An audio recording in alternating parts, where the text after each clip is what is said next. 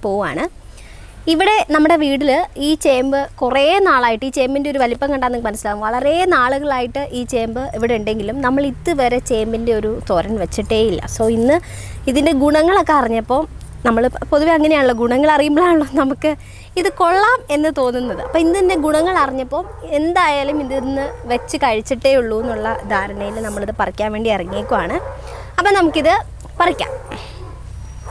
നമ്മൾ ഇലയുടെ ഈ ഒരു പോർഷൻ വെച്ചിട്ടേ കട്ട് ചെയ്തെടുക്കുന്നുള്ളൂ കേട്ടോ. കാരണം എന്താണെന്ന് വെച്ചാൽ അതിൻ്റെ തടിയല്ലല്ലോ, അതിനെന്താ പറയുന്നത്, അതിൻ്റെ തണ്ട് അത്രയ്ക്കൊരു ഇതുണ്ടാവില്ല. പിന്നെ തളിര് ഇലയാണ് എടുക്കുന്നത്, ഒത്തിരി മൂത്ത ഇലയും എടുക്കുന്നില്ല കേട്ടോ. അപ്പം ഈ ഒരു ഇല നമ്മൾ എടുത്തിട്ടുണ്ട്. അങ്ങനെ ഒരു 3-4 ഇലയെ നമ്മൾ ഉദ്ദേശിക്കുന്നു. ഇല മാത്രം എടുക്കുന്നത് എന്താണെന്ന് വെച്ചാൽ തണ്ട് വേകാനും കുറച്ച് പാടായിരിക്കും. പിന്നെ 1-2 ഇലകളെ നമ്മൾ എടുക്കുന്നുള്ളൂ. കാരണം എത്രത്തോളം ഇതിന് എങ്ങനെ ടേസ്റ്റ് നമുക്ക് പറ്റുമോ എന്നൊന്നും നമുക്ക് അറിയില്ലല്ലോ. അതുകൊണ്ട് ചെറിയ കുറച്ച് തണ്ട് നോക്കിയിട്ട് നമ്മൾ